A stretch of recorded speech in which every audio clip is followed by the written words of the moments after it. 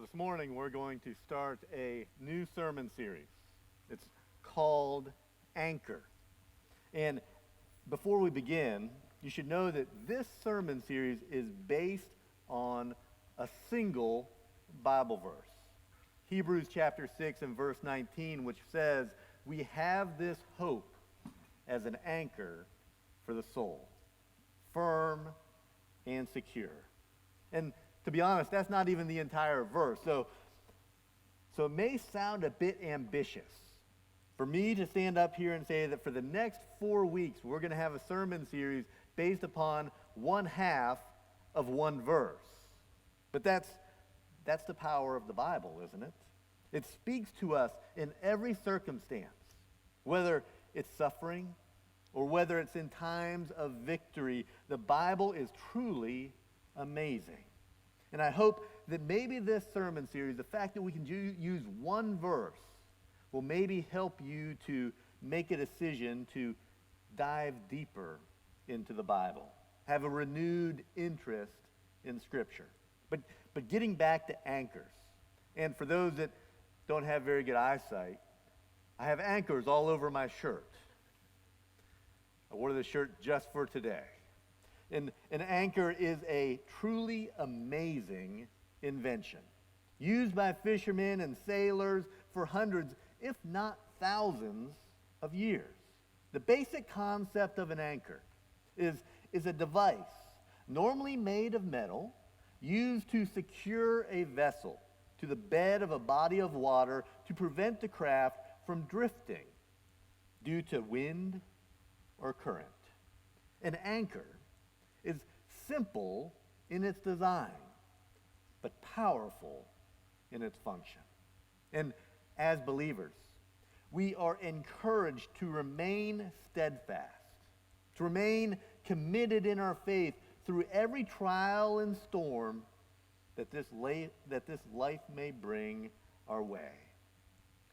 We are anchored, if you will, to hope. And as you may know, have guessed, our hope is Jesus. One Bible commentator says that an anchor was an ancient Christian symbol for safety, security, and hope. In fact, an anchor has been found on walls in Roman catacombs. So what is the specific hope that the author of Hebrews is referring to in chapter 6, verse 19? Of course, the answer is Jesus. By why, but why, is the conclusion being drawn that we have this hope and not something else? Because many of us, we try to focus on other things. We gravitate towards other things to be our security blanket. To better understand what's going on here in Hebrews, we really need to look at the section of verses before this. So let's start with verse 13. When God made his promise to Abraham, since there was no one greater for him to swear by, he swore by himself, saying, "I will surely bless you and give you many descendants." And so after waiting patiently, Abraham received what was promised. People swear by someone greater than themselves, and the oath confirms what is said and puts an end to all argument. Because God wanted to make the unchanging nature of his purpose very clear to the heirs of what was promised. He confirmed it with an oath. God made a promise to Abraham, and since God couldn't swear on anything greater than himself, because there was nothing greater than him, he simply said, "I will surely bless you and give you many descendants." See, when we think of oaths, I hear oaths every day in my other job. As an attorney, people swear on a Bible and they take an oath to tell the truth, the whole truth, and nothing but the truth, so help you God. We take oaths seriously in a court of law. Oaths are something important for us as well. God made a promise to Abraham, and he stayed true to that promise. I want you to think of a time when someone broke a promise to you, when someone promised to do something for you, but then they broke that promise. Think about how that made you feel, how that may have hurt, and how that broken promise would breed distrust and division in that relationship. But now I want to have you think about something a little bit different. Think about a time when you broke the promise.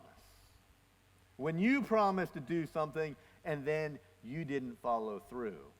If you're anything like me, we treat those differently. We justify it when we break a promise. Well, I mean, life got difficult. Something came up. I didn't mean to. We treat them completely different when we break the promise versus when someone else breaks the promise. But it's the same, isn't it? We are called to keep our promises. And the amazing thing is that God is a promise keeper. And at the end of the day, he has kept every single promise and has fulfilled every single prophecy up until this point. Now, there's still more time to come before the end, but up to this very point, God has come through every single time. And that brings me great comfort. Hebrews chapter 13, verse 8 says that Jesus is the same today, yesterday, today, and forever. He's not going to have some midlife crisis. Jesus isn't going to go on some crazy existential journey. He remains the same. And this is incredibly good news in a world that's constantly changing and moving and is constantly making it difficult for us.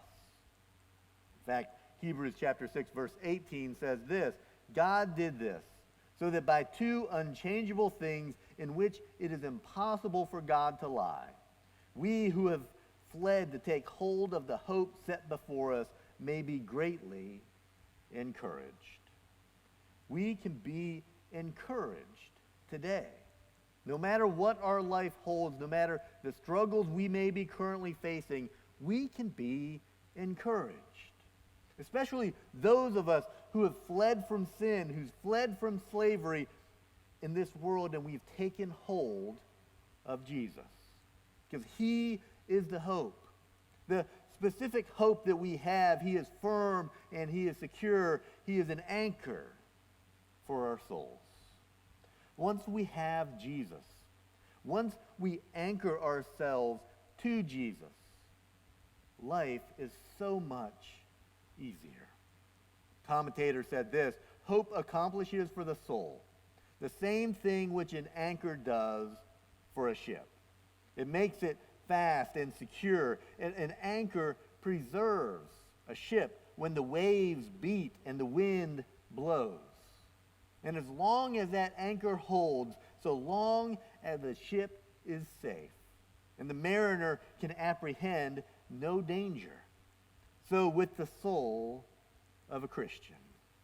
In the tempests and trials of this life, his mind is calm, as long as he has his hope in heaven. And as long as that hope is firm and secure. And if that gives way, though, we feel that all is lost. We'll talk about the storms and tempests of life in the future, but today we need to talk about holding fast to some of those other things in life that we often think will keep us safe. I don't know about you, sometimes it's money, sometimes it's our careers, sometimes it's our loved ones. None of those things are bad in and of themselves, but they are not who our ultimate hope should be placed upon.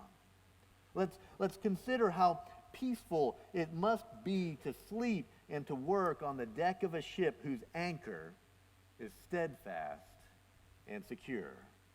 Now, this isn't the perfect metaphor for Jesus, but this is in some way how it feels to be anchored to hope. Now, if you're anchored, if you're firm and secure, if your connections are strong and the anchor is trustworthy, then what room is there left for fear or for anxiety? See, if we are anchored to Jesus, if all is good, you might find yourself saying, the anchor will hold, and we can rest assured that Jesus, his anchor, will always hold. Or better yet, we can say we don't have anything to worry about because we're not going anywhere. We can be confident because this hope that we have, this hope as opposed to the other things, is firm and secure. With so much uncertainty in this life, with turmoil, with confusion, with division, is it any wonder that our cities, our culture, is struggling with epidemic levels of anxiety and stress and depression? Friends, family, and neighbors are literally grasping for anything that they can hold on to. But everything that we grab onto that's not Jesus will give way. Hope wrongly applied will often leave us far worse than when we start. This reminds me of the story of Jesus walking on the water. Shortly before dawn, Jesus went out to them walking on the lake. When the disciples saw him walking on the lake, they were terrified. "It's a ghost," they said, and cried out in fear. But Jesus immediately said to them, "Take courage. It is I. Do not be afraid." "Lord, if it's you," Peter replied, "tell me to come out to you on the water." "Come," he said. Then Peter got down out of the boat, walked on the water, and came to Jesus. But when he saw the wind, he was afraid, and beginning to sink, cried out, "Lord, save me." Immediately Jesus reached out his hand and caught him. "You of little faith," he said, "why did you doubt?" See, everything was going well for Peter. Everything was going good for Peter until he took his eyes off of Jesus. Till he began to look at all the other things in this world and he began to have doubt. As soon as he started looking at the wind and the waves and everything going on in his life, that's when he started to sink. And the story reminds us to stay locked, to keep our eyes on Jesus and fasten to him our firm and our secure hope, to anchor ourselves to him so that there is nothing else that we need to do. And since this life is complicated, since this life is complex, this is pretty straightforward and good news for us. An anchor is as simple in its design, but so very powerful in its function. See, over the next few weeks, we're going to continue talking about anchors and boats and hope, and yes, about Jesus.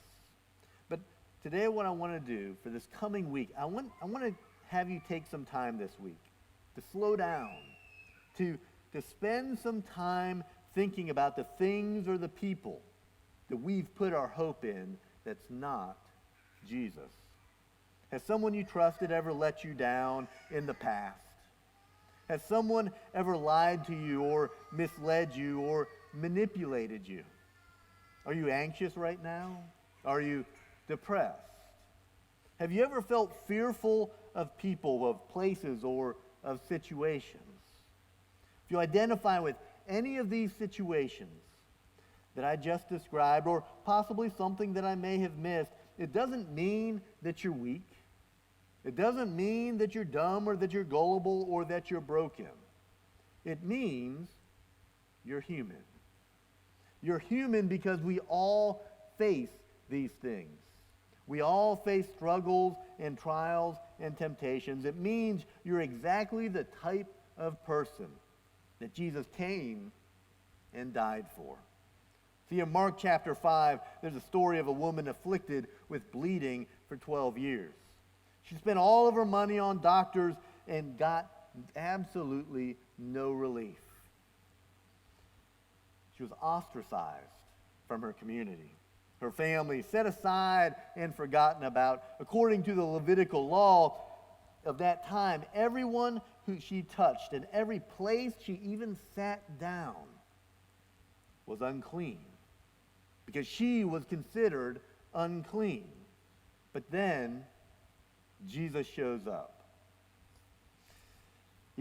So she pushes her way through the crowd and touches the very edge of his garment, thinking to herself, if I can just get to Jesus, if I just touch the edge of his garment, he can heal me.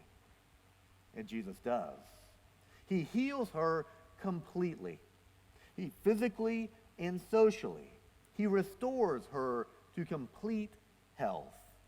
See, Jesus is our hope, our firm and secure hope. And it is this hope, it's Jesus, that we can grab hold of, even just the edge of his garment. So if you've got Jesus in your life, then you have more than enough. You have all that you need if you have Jesus in your life. And this morning, if you want to make that decision, if you want to realize that yes, times are tough, that things are tough, and that maybe you're trying to grab on to things other than Jesus, if you want to make a commitment today to hold on to nothing but Jesus, to have him be your defender, to hold on to him when everything else seems lost, to have him defend you, then while I pray, if you will, just stand. Jesus, you are our anchor and our hope. You are the steadfast and secure one. You are the defender of my heart. Please help us to let go of anything or anyone that we're holding on to when you are the only one that we need, because you are our anchor. In Jesus' name.